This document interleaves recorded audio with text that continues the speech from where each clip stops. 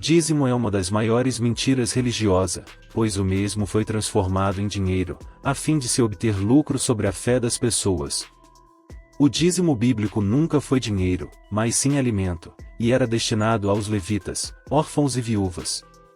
Os levitas, diferentes das demais tribos, não possuíam parte da terra, nem viviam da terra, pois seu trabalho era exclusivamente ao sacerdócio. Já os órfãos e viúvas eram os necessitados, não possuíam terra e nenhum modo de se sustentarem, por isso a esses era destinado o dízimo da terra, ou seja, dizimar, dividir parte da colheita para eles se alimentarem.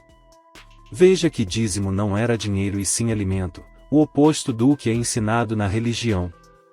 Essa passagem de Malaquias é muito utilizada pelos líderes religiosos, como forma de justificar o dízimo, que devemos devolver, e quem não o faz está roubando a Deus.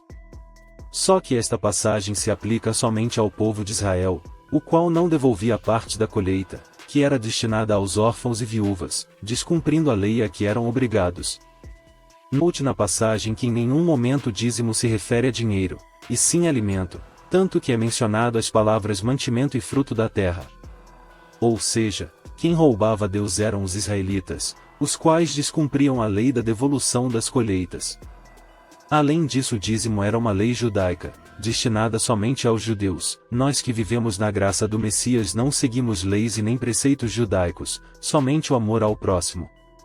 Mas no meio religioso, além de alterarem completamente o sentido do dízimo, ainda o fazem cumprir a seus fiéis, desobedecendo completamente ao Messias, o qual nunca pediu nem ordenou nada a respeito de dízimo e ofertas. Em Mateus 23 o Messias já condenava essa prática pelos líderes religiosos.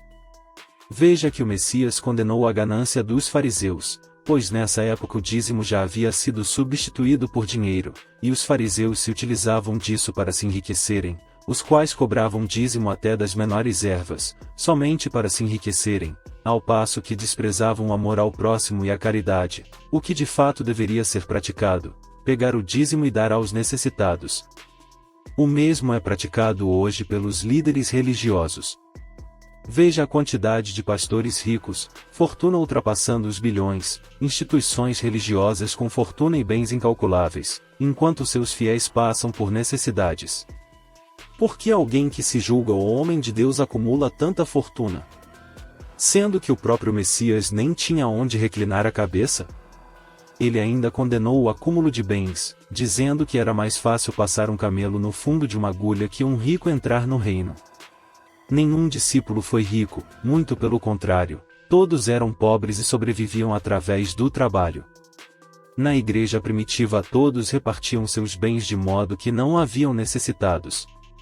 Muitos religiosos usam desta passagem para justificar o dízimo na graça, mas na igreja primitiva tudo era repartido entre os irmãos, de forma que não havia nenhum necessitado entre eles.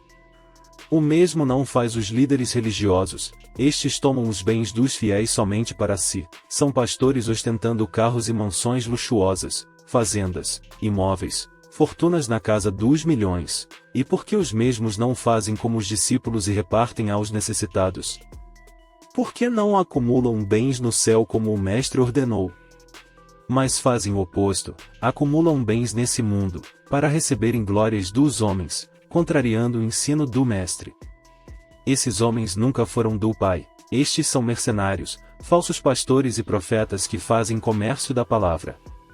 Outros ainda usam a passagem de Atos 5, referente à morte de Ananias e Safira, como forma de ameaçar seus fiéis ao dízimo.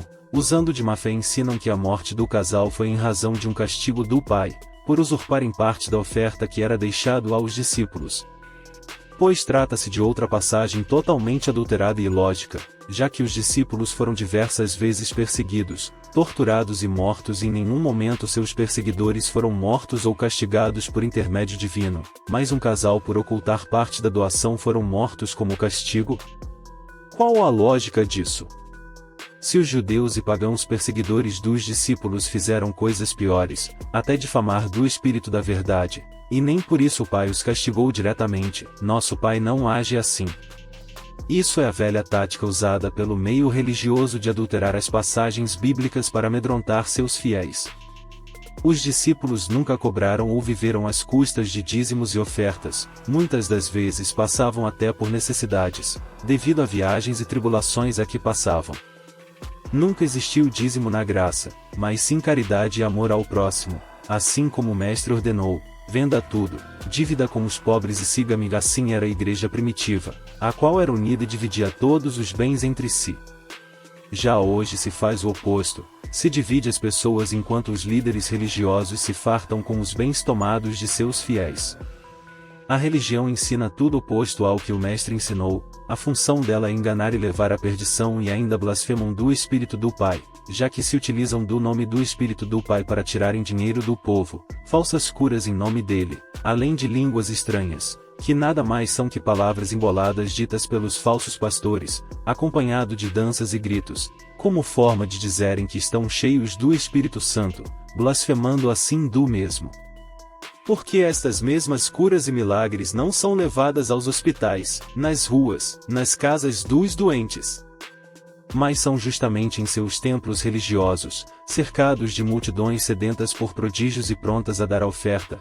Tudo não passa de encenações e teatro.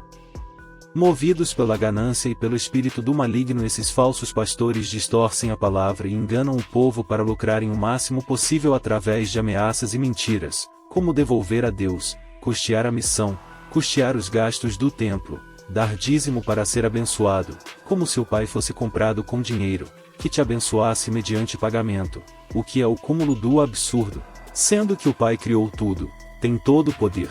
Então por que ele precisa de dinheiro mundano? Não existe cobrar para ensinar ou levar a palavra. Quem faz isso é o mercenário, o qual o Messias já alertava.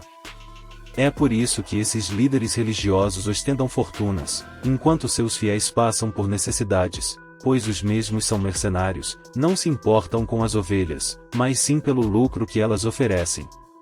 Somente a fortuna do Vaticano acabaria com a fome mundial, mas em vez de fazer a vontade do Mestre e auxiliar o necessitado, eles preferem ostentar seu ouro, prata e pedras preciosas, assim como os falsos pastores que não fazem nada pelo próximo, mas ostentam fortunas e patrimônios incalculáveis.